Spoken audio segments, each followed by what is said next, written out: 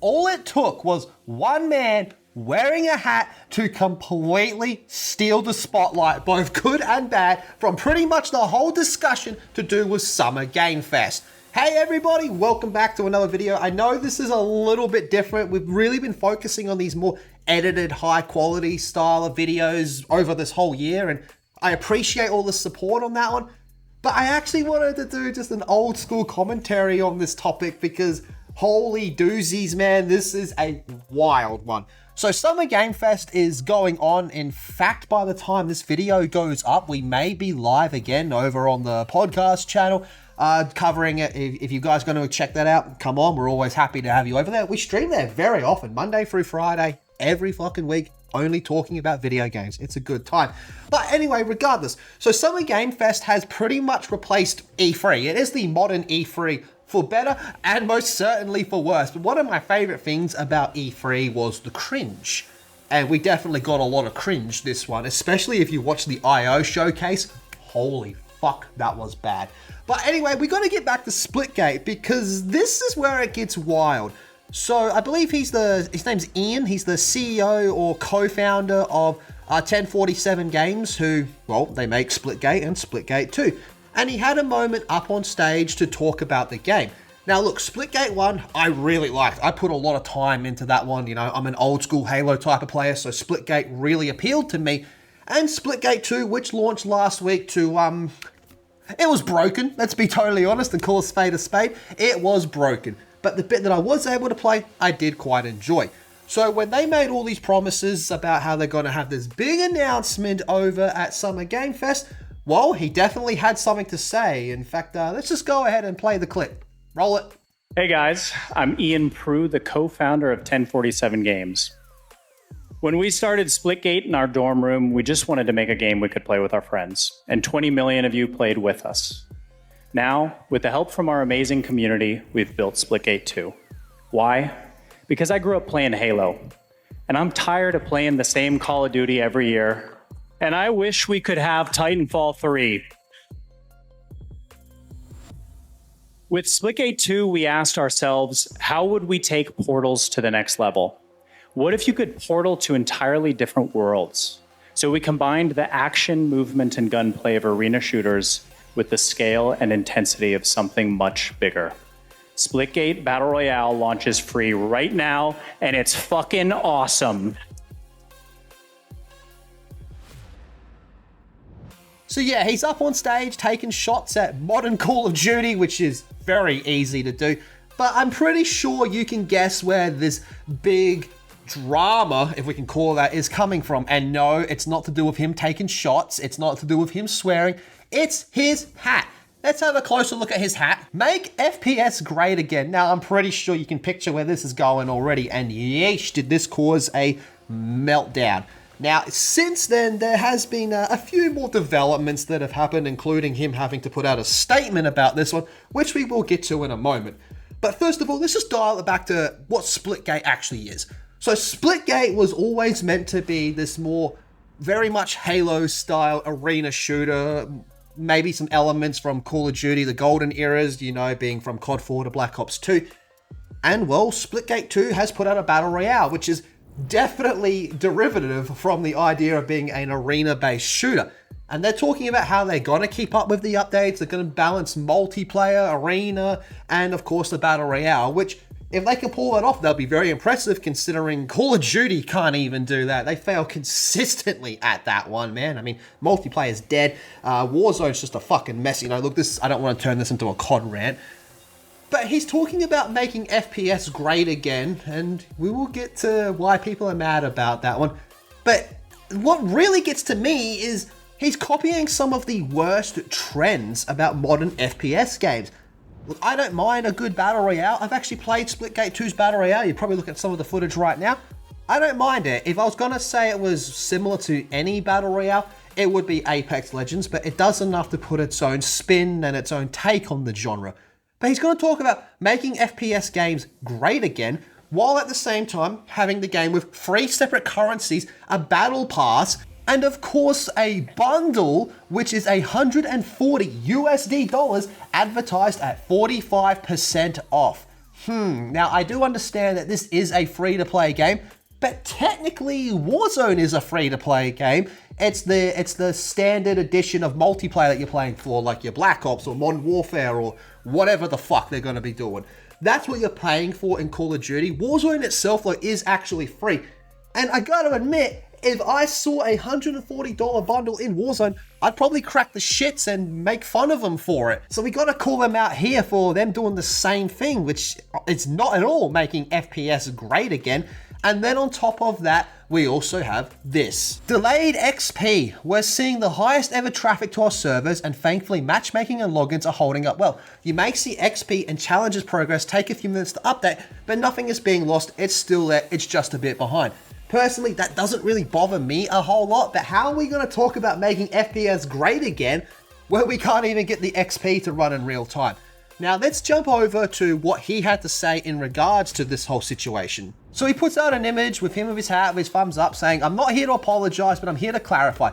This is not a political statement. It's quite literally what it says, so take it at face value. The state of multiplayer FPS games is tragically stale. We hope to fix that, whether you want Arena, Battle Royale, Onslaught, or Map Creator." And honestly, I agree with him. I agree with this whole fucking statement here. The FPS genre is down bad something ferocious. Going from late last year into this year, I've managed to find games that have ticked the boxes of things that I personally enjoy playing. Whether that be something like Space Marine for my more PvE style stuff, Clair Obscur absolutely ticked the box of being an RPG. And now I'm looking for a good FPS game. And like I've said, I know Splitgate had its issues at launch, and my god, it had issues, but I am actually liking the game itself.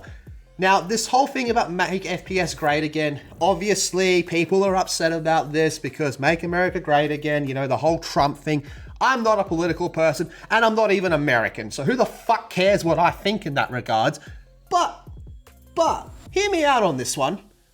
Despite everything I've said about how it's a kind of a wild statement to make while you have more than your own share of issues in your own game, and you're copying some of the worst trends in modern FPS games, I don't believe he was making a political statement. I don't think so. I think what he was doing was he was just trying to get people talking, and well, it's working. Now this is where I'm going to throw out a tinfoil hat theory. When they first showed the Splitgate 2 reveal trailer, a lot of the character designs looked, well, pretty fucking woke, to be honest with you. And woke is one of the most overused words now that has lost so much fucking meaning. It's kind of cringe to even use it to describe something these days, but it's probably the best way to describe what we're looking at in that initial reveal trailer. And then it got people asking the question, how did they manage to get so much money, so much funding for Splitgate 2 when they're a small indie dev team? Did they potentially sell out to something like BlackRock? People had to ask questions, which is totally fair. So with all the crap they copped from that trailer, and now doing what is kind of a MAGA reference. I mean, it is a reference, but I don't think it's a statement.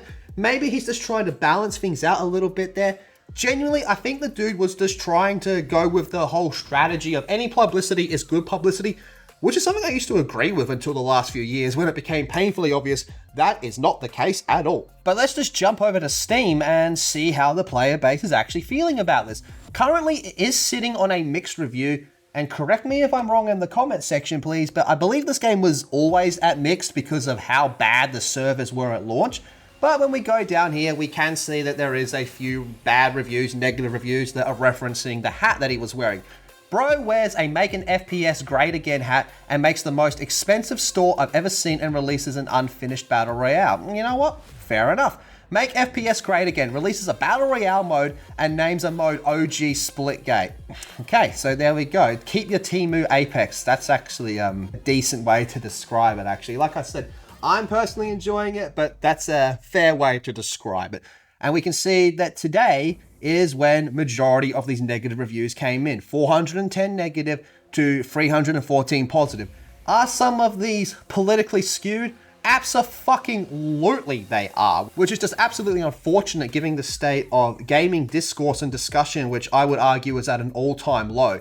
Now, as much as people are upset about the hat, which again, I don't think is a political statement, you're going to have people that don't play Splitgate that are going to come out and say that this is the greatest game ever made because they want to use their own agenda to say it's a pro-Trump reference. These people are just as cringe as the ones that do a negative review because they're upset about a fucking hat. I want to repeat that. These people are upset about a fucking hat. And then if we jump over here to see the current players in game, just on Steam that is, 9,736. Now this is far from peak hour. As I'm recording this, it's 10 to 10 p.m. on a Saturday night in Australia. But we can see the game hit an all-time peak when they initially announced the Battle Royale. I saw people like Tim the Tatman were streaming it. I think Optic Scump was even streaming it. So yeah, it definitely pulled attention. Now, are these numbers going to be sustainable? A week from now, are we still going to be hitting the 15,000, 10,000, even 20,000 mark? Of course, only time will tell. I am a little bit skeptical, but I gotta bring it back to this dude's hat. Once again, I'm gonna say it. People are upset about a fucking hat. If you want to criticize the game, there's so much. I feel like I've done more to criticize the game in this video as opposed to people are upset about the hat. And I actually like the fucking game. So I don't know, man. People are just brain damaged, completely brain damaged. The state of gaming discourse is at an all-time low, and it really is sad to see. I'm not seeing many people actually tweet about what they think about the Battle Royale or what they think of how Splitgate plays or anything about that. Instead, we're talking about a fucking hat. And undoubtedly, the worst part about this is probably going to hijack the entire conversation.